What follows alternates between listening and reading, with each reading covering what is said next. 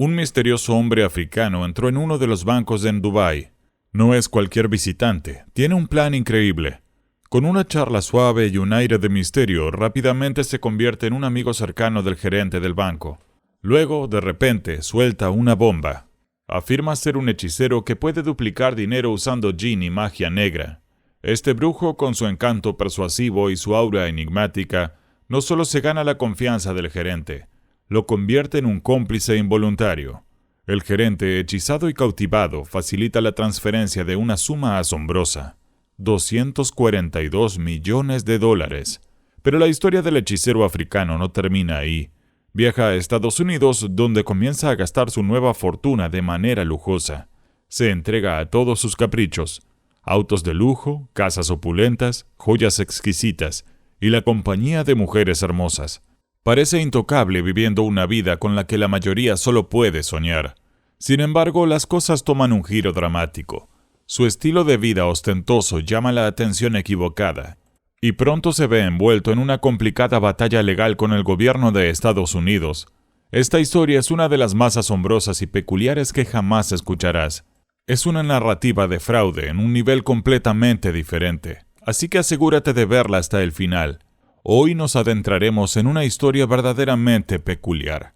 Algunos podrían pensar que es una obra de ficción o que está adornada con mentiras, pero esta historia está basada en la realidad sin ninguna exageración.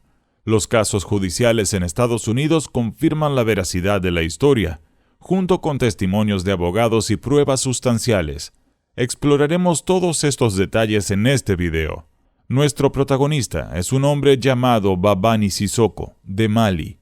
Los eventos se remontan a 1995, cuando Sissoko fue a Dubái, una ciudad que ya se estaba consolidando como un importante centro turístico y económico en la región, atrayendo a personas de varios países y etnias para establecer negocios y comerciar. Sin embargo, al llegar a Dubái con una visa de negocios, Sissoko fue al Banco Islámico de Dubái, uno de los bancos de la ciudad. Fue directamente a la sucursal principal e insistió en reunirse con el gerente del banco, Mohamed Ayub. Los empleados estaban sorprendidos. No es común que alguien entre y exija ver al gerente del banco de inmediato. A pesar de esto, Sissoko persistió hasta que consiguió una reunión con Ayub. Cuando Ayub le preguntó el motivo de su visita, Sissoko solicitó un préstamo para comprar un auto. Por lo general se necesitan ciertos criterios para un préstamo, como tener un empleo o un ingreso estable, lo cual Sissoko no lo tenía, especialmente siendo un recién llegado a Dubái. Sin embargo, de alguna manera convenció a Ayub para que le concediera el préstamo sin ningún tipo de garantía. Después, Sissoko agradeció a Ayub y lo invitó a su departamento para cenar. Al principio Ayub dudó, pero Sissoko insistió y lo persuadió para que visitara su apartamento y aceptara la invitación a cenar. Lo tentó con la promesa de mostrarle algo extraordinario y único de su cultura, una maravilla que nunca había visto antes, asegurándole a Ayub que no se arrepentiría. La curiosidad de Ayub se despertó especialmente en la década de 1990, cuando las historias de magia y jinn eran más místicas que hoy, y la gente estaba más fascinada por ellas y creía en su existencia. Finalmente, Ayub aceptó la invitación. Esa noche, Ayub llegó al apartamento de Sissoko. Sissoko lo recibió y después de una conversación inicial y hospitalidad, lo llevó a una habitación oscura, llena de humo, que parecía sacada de otro mundo, repleta de varios objetos. Allí Sissoko reveló que era un hechicero capaz de usar jinn para duplicar cualquier cantidad de dinero. Es decir, si Ayub traía cualquier suma, Sissoko afirmaba que podía devolverle el doble.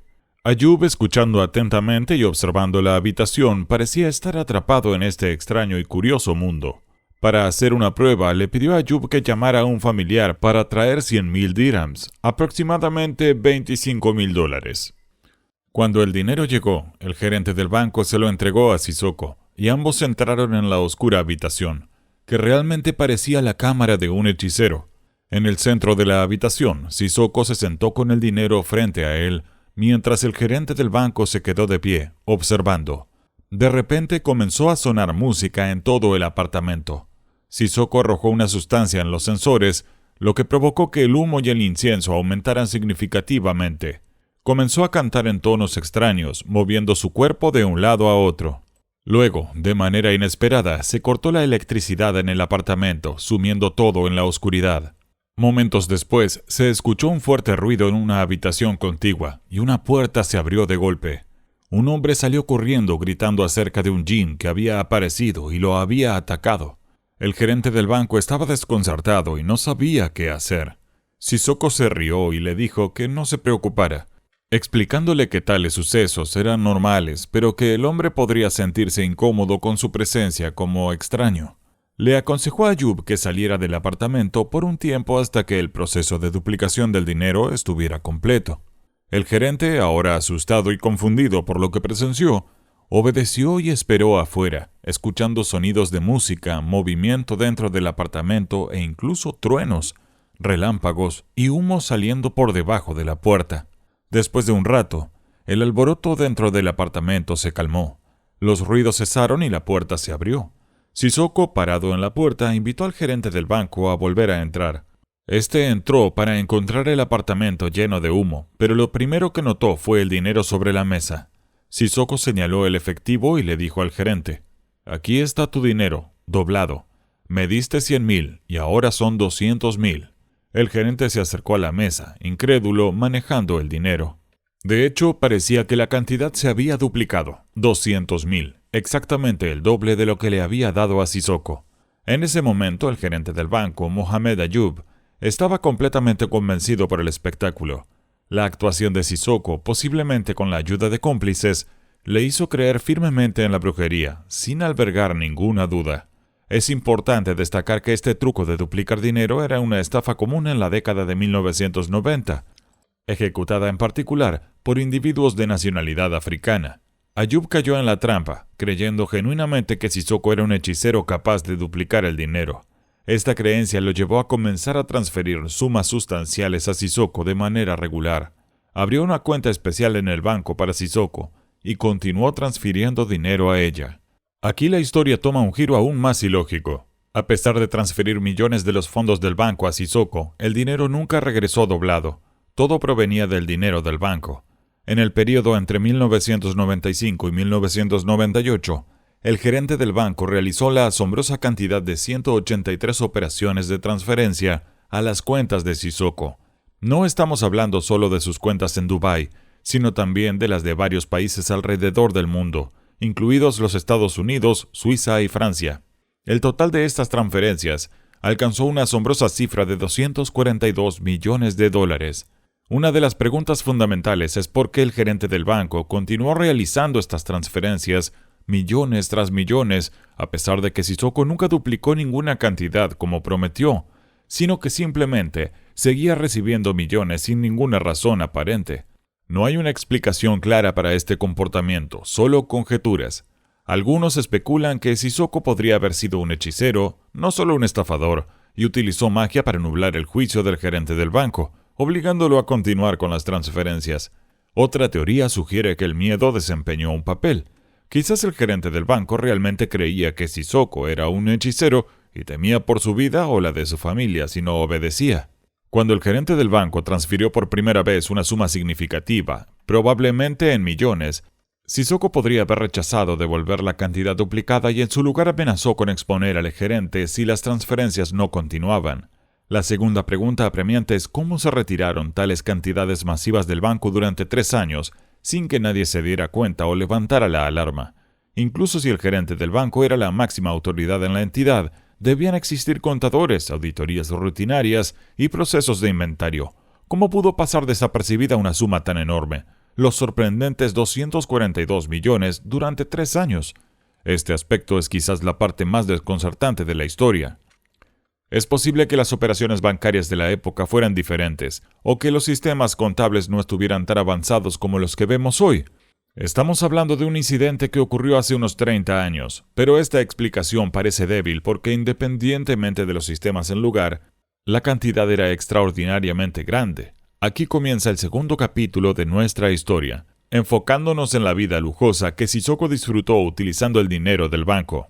Como se mencionó anteriormente, la historia comenzó en 1995. Después de engañar al gerente del banco y asegurar millones, Sissoko decidió dejar Dubái y regresar a su país natal, Mali. Durante ese tiempo, el gerente del banco continuó transfiriendo millones a la cuenta de Sissoko. Este pasó varios meses en su pueblo natal de Devia, en Mali, que, al igual que muchos pueblos de la región, estaba empobrecido. Estaba llenando de regalos y dinero a los aldeanos e iniciando varios proyectos. Esta generosidad transformó la economía del pueblo y los aldeanos comenzaron a verlo como una figura paterna y salvador, llamándolo cariñosamente Abba Sora. Se convirtió en una figura querida y reverenciada en la comunidad. Después de varios meses en el pueblo, Sissoko decidió mudarse a Estados Unidos, específicamente a Nueva York, con las transferencias bancarias aún en curso. A principios de 1996, Sissoko llegó a Nueva York y abrió una cuenta en Citibank, uno de los bancos más grandes de Estados Unidos en ese momento. Visitó la sucursal principal en Nueva York y de alguna manera convenció a una de las empleadas para que se casara con él, probablemente usando su riqueza como cebo. A pesar de saber que Sissoko ya tenía varias esposas en África, Europa y otras partes de América, ella aceptó. Este matrimonio con la empleada de Citibank tenía como objetivo principal facilitar sus transacciones bancarias, ya que planeaba transferir todos sus fondos de Dubái a Estados Unidos. De hecho, Sissoko logró transferir más de $100 millones de su cuenta en Dubái a su cuenta en Estados Unidos en Citibank. Su nueva esposa, una empleada de Citibank, probablemente facilitó esas transacciones. Aunque Sissoko podría no haber necesitado su ayuda, su participación sin duda suavizó el proceso. A cambio, le regaló $500,000 y continuó gastando generosamente en ella. Para respaldar la transferencia de esta enorme suma de Dubái a Citibank en América, esta página documenta el caso presentado por Dubai Islamic Bank en 1999 contra Citibank en Estados Unidos. Es un caso legal documentado que tuvo lugar en los tribunales de Nueva York entre los dos bancos. Los detalles del caso indican que entre 1995 y 1998, con la ayuda de 3 empleados de Citibank, cuyos nombres están listados en los documentos judiciales, uno de ellos siendo la esposa de Sissoko según el caso, ayudaron a un hombre llamado Foutanka Babani Sissoko en una operación de lavado de dinero. Los registros y documentos del tribunal mencionan que la cantidad involucrada fue de $151 millones. Regresando a nuestra historia, sintiendo seguridad una vez que el dinero llegó a su cuenta americana, Sissoko comenzó a vivir un estilo de vida lujoso en Estados Unidos. Empezó a gastar de manera extravagante, comprando todo lo que deseaba. Incluso compró aviones y estableció una aerolínea nombrada en honor de su pueblo, Devia Airlines. Compró un pequeño avión privado y 2 Boeing 727, cada uno con el objetivo de crear una aerolínea de pleno derecho, pero optó por aviones usados y más antiguos, ya que los nuevos eran prohibitivamente caros incluso para él.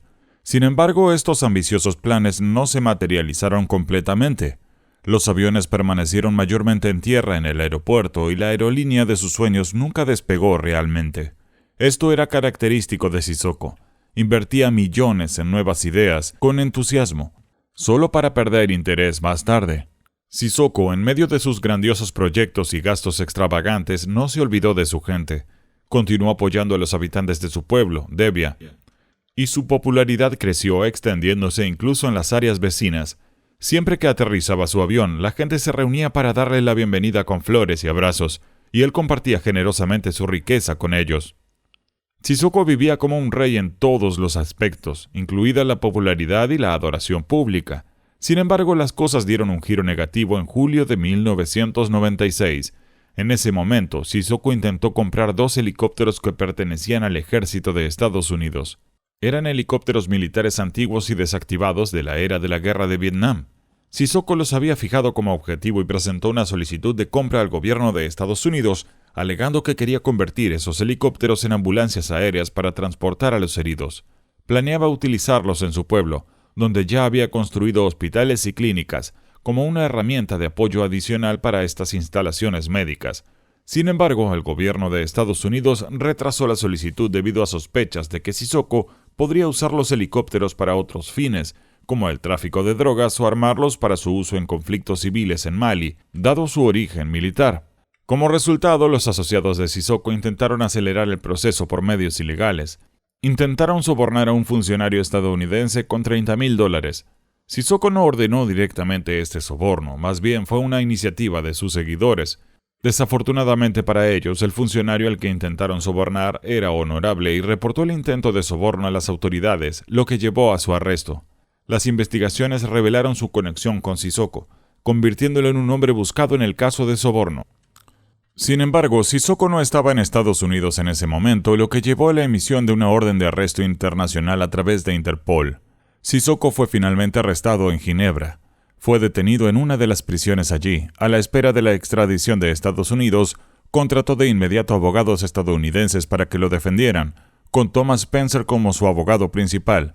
Solicitó que Spencer se reuniera con él en la prisión suiza para discutir el caso y los procedimientos legales posteriores.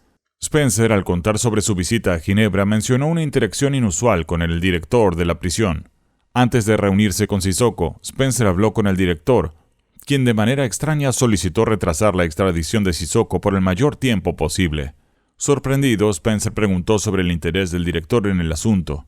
El director reveló que Sissoko estaba organizando que le enviaran desde París uñas exquisitas todas las noches, creando una situación bastante agradable para ellos. Desde el momento en que Thomas Spencer se encontró con la peculiar situación del director de la prisión en Ginebra, se dio cuenta de que estaba tratando con un personaje único y bizarro. Poco después, Sissoko fue extraditado a Estados Unidos para enfrentar cargos relacionados con el caso de soborno, específicamente en Miami, Florida, donde ocurrió el incidente.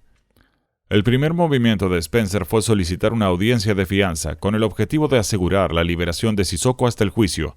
Sin embargo, el gobierno de Estados Unidos y el fiscal se opusieron firmemente a cualquier fianza, temiendo que Sissoko pudiera huir debido a las investigaciones en curso sobre sus actividades que sospechaban involucraban más que solo el caso de soborno. A pesar de estas preocupaciones, Sissoko logró reunir un apoyo significativo para su audiencia de fianza. Poseer una fortuna como la de Sissoko, independientemente de cómo se adquirió, le permitió forjar conexiones poderosas con personas influyentes. Aprovechó estas relaciones para obtener apoyo en la audiencia de fianza. Su abogado presentó numerosos diplomáticos y personas de alto perfil de varias embajadas y cargos que testificaron a su favor. El juez incluso anotó en el registro del tribunal que nunca había visto a tantos diplomáticos en una sala de tribunal antes. Estos testimonios retrataban a Sissoko como una figura respetada y prominente, reforzando el argumento de su abogado de que Sissoko era un hombre de prestigio en la comunidad y poco probable de que se fugara. Además, su equipo legal aseguró al tribunal que Sissoko estaba preparado para pagar una fianza sustancial para garantizar su presencia en el juicio. El juez sintió una presión inmensa, especialmente del fiscal y del gobierno, que se oponían firmemente a concederle la fianza. Decidió establecer una cantidad de fianza extraordinariamente alta, sin precedentes en los tribunales de Florida. La fianza se fijó en $20 millones, una suma que el juez creía que era prohibitiva, asumiendo que Sissoko no podría pagarla. Sin embargo, después de consultar con su equipo de defensa y comprender la situación, Sissoko sorprendió al tribunal al aceptar pagar la fianza. Luego de esto, fue liberado. Una de las primeras cosas que hizo tras su liberación fue regalarle a su abogado y al equipo de defensa 7 coches. El abogado y sus asistentes quedaron asombrados. Era la primera vez que un cliente les daba regalos tan extravagantes, especialmente considerando que el juicio de Sissoko aún estaba pendiente. Todo lo que habían logrado hasta ahora era conseguir que lo liberaran bajo fianza hasta la fecha de su juicio. Sissoko debía permanecer en Miami hasta su juicio, pero eso no fue un problema para él. Durante este periodo se embarcó en una frenética juerga de gastos. Sus asociados describieron cómo entraba en una joyería y hacía compras por $500,000 en una sola visita. Los empleados de los concesionarios de automóviles también informaron que compraba de 2 a 4 coches cada semana. Además, se casó con varias mujeres, posiblemente más de 10 solo en Miami. Alquiló más de 20 departamentos, cada uno para una esposa diferente. Mientras tanto, el gerente del Dubai Islamic Bank continuaba transfiriéndole dinero. Sissoko tenía tarjetas de crédito del banco sin límites de gasto y cualquier deuda acumulada en estas tarjetas era cancelada por el gerente del banco, como si nunca hubieran existido. La pregunta de por qué el gerente del banco continuaba haciendo esto sigue siendo un misterio. ¿Estaba realmente bajo un hechizo? ¿Amenazado? ¿O asustado? Es un enigma intrigante. Mientras estaba en Miami a la espera de su juicio, Sissoko no olvidó la importancia de la filantropía para mejorar su imagen pública y ganar la simpatía y el apoyo de la gente, que esperaba que lo ayudara en la corte. Iba a las calles de Miami visitando áreas empobrecidas para donar a los pobres y a los indigentes, proporcionándoles comida y ropa. Los medios documentaron estos actos de bondad para realzar su reputación. En una ocasión, Sissoko ayudó a una banda musical escolar que necesitaba fondos para viajar a Nueva York y participar en el gran desfile de Acción de Gracias. Donó $300,000 a la banda, mucho más de lo que necesitaban para el viaje. En agradecimiento, la banda interpretó una pieza musical especial para él como muestra de aprecio. Sissoko estaba trabajando en mejorar su imagen en la sociedad de Miami, creyendo que esto facilitaría su próximo juicio. En marzo de 1997 comenzó el juicio por el caso de soborno relacionado con la compra de los helicópteros. Sus abogados le aconsejaron negar los cargos, especialmente porque las conversaciones grabadas mostraban a Sissoko instruyendo a sus hombres para acelerar la adquisición de los helicópteros sin violar la ley estadounidense. Sin embargo, desoyendo el consejo de su abogado, Sissoko confesó el crimen en la corte, asumiendo toda la responsabilidad por el caso de soborno. Sus abogados estaban tan desconcertados por su decisión, y su abogado principal, Thomas Spencer, incluso se enojó. Cuando Spencer intentó entender la lógica de Sissoko, este se negó a explicar. Sintió que algo no estaba bien. Años más tarde se descubrió que Sissoko podría haber confesado para detener más investigaciones en Estados Unidos sobre sus operaciones financieras, temiendo problemas más graves que el caso de soborno. La sentencia de Sissoko no fue severa. Recibió solo 43 días de prisión y una multa de $250,000, ya que el caso de soborno no se consideraba importante. Solo se trataba de $30,000 y de 2 helicópteros fuera de servicio, por lo que no se veía como un asunto altamente sensible. Sissoko fue enviado a una prisión federal en Florida, una instalación regular, no particularmente de alta seguridad. Después de cumplir aproximadamente la mitad de su sentencia, el gobierno le ofreció un acuerdo para completar el resto bajo arresto domiciliario a cambio de una donación significativa a un refugio para personas sin hogar. Sissoko aceptó y donó $1 millón al refugio. Como resultado, fue liberado de prisión para cumplir el resto de su sentencia bajo arresto domiciliario en una de sus casas. Una vez que Sissoko completó la sentencia, dejó inmediatamente los Estados Unidos y regresó a Mali, donde recibió una gran bienvenida en el aeropuerto, como de costumbre. En 1998, las transferencias bancarias del director del Dubai Islamic Bank a Sissoko continuaron. Sissoko no ahorró el dinero. En cambio, encontró formas de gastarlo, ya sea en proyectos fallidos como Devia Airlines, o distribuyéndolo entre sus seguidores y quienes le rodeaban. Disfrutaba interpretando el papel de un Robin Hood moderno. Incluso su abogado notó que mientras estaba en Miami esperando su juicio, Sissoko gastaba alrededor de $1 millón mensuales en regalos para las personas a su alrededor. Este gasto estaba destinado a aumentar en Mali, donde estas personas eran sus familiares, y era mucho más fácil ser generoso con el dinero de otra persona. Al mismo tiempo, solicitaba constantemente más transferencias del director del banco, quien seguía accediendo, aunque no está claro por qué.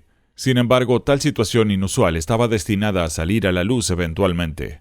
En marzo de 1998, algunos de los contadores del banco comenzaron a notar discrepancias y empezaron a hacer preguntas. El director del banco sintió la presión, especialmente porque no había podido contactar a Sissoko durante un tiempo. Según la historia, el director decidió confesar a un colega cercano.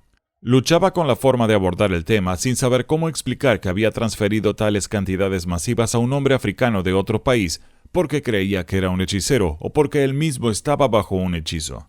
Era un escenario increíble. Avergonzado, el director no pudo verbalizar la cantidad total transferida al llamado hechicero africano. En su lugar, lo escribió: 890 millones de dirhams, equivalentes a $242 millones. Su colega se mostró comprensiblemente sorprendido, dándose cuenta de que esto podría significar el final del banco. Una vez que la noticia comenzó a difundirse, se desató el pánico entre los clientes del banco, temerosos por sus depósitos. Esto podría haber llevado a una corrida masiva del banco, exacerbando la crisis financiera de la entidad. El gobierno emirato intercedió rápidamente tras el descubrimiento de los problemas financieros del banco.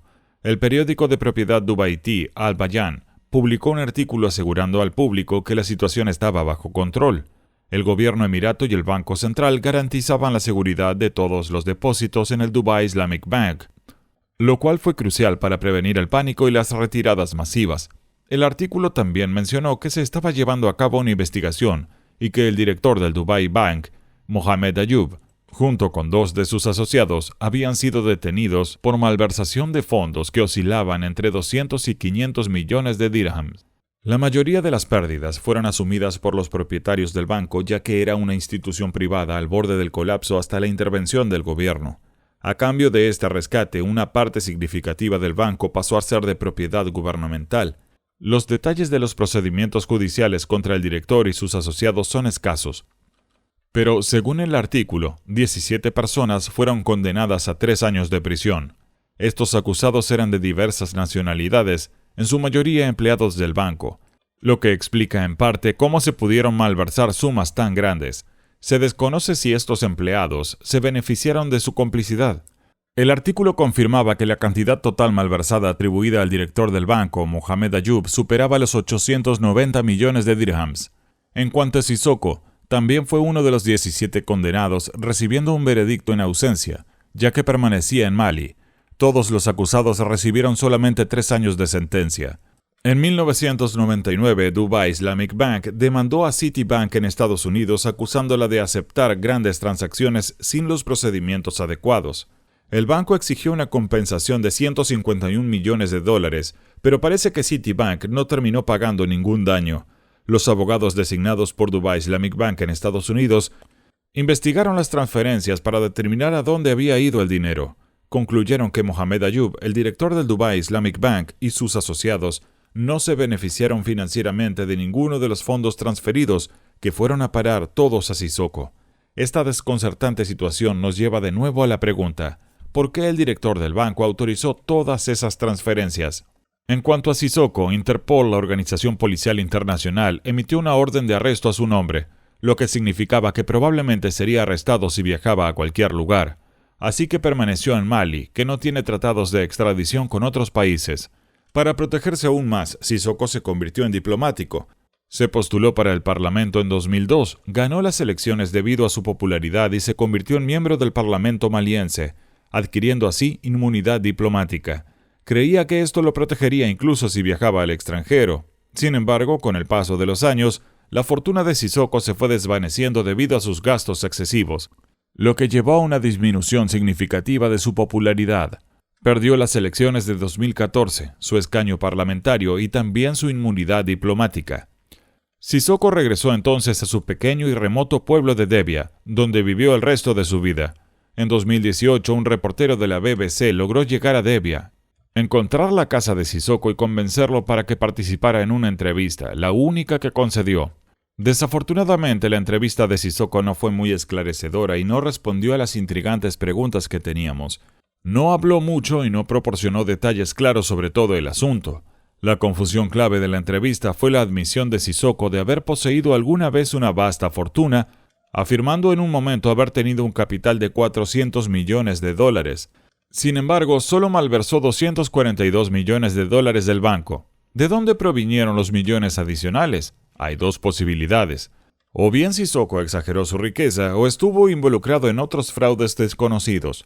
Muchos se inclinan hacia esta última opción y dudan que la estafa del Dubai Islamic Bank haya sido su única operación. Cuando se le preguntó sobre el paradero actual del dinero, Sissoko simplemente dijo que se lo había gastado todo. Cuando el entrevistador lo cuestionó sobre el caso del Dubai Islamic Bank, evitó el tema, casi lo negó, y afirmó que su única interacción con el banco había sido para un préstamo de automóvil. En cuanto a los 242 millones de dólares y el uso de magia, se rió y negó todo, afirmando que si fuera un mago no necesitaría robar un banco. Sugirió que el banco debería explicar cómo desapareció una suma tan enorme de sus cuentas. El entrevistador, que estaba en su casa y entre su gente, no insistió más ni preguntó sobre la significativa transferencia documentada en Citibank en Estados Unidos, ni sobre la empleada del banco con quien se casó, sus gastos extravagantes en Miami o las innumerables otras preguntas que podría haber hecho, pero que eligió no hacer por miedo. En la entrevista, Sissoko hizo una declaración reveladora sobre su carácter, diciendo que nunca se puede tener suficiente dinero.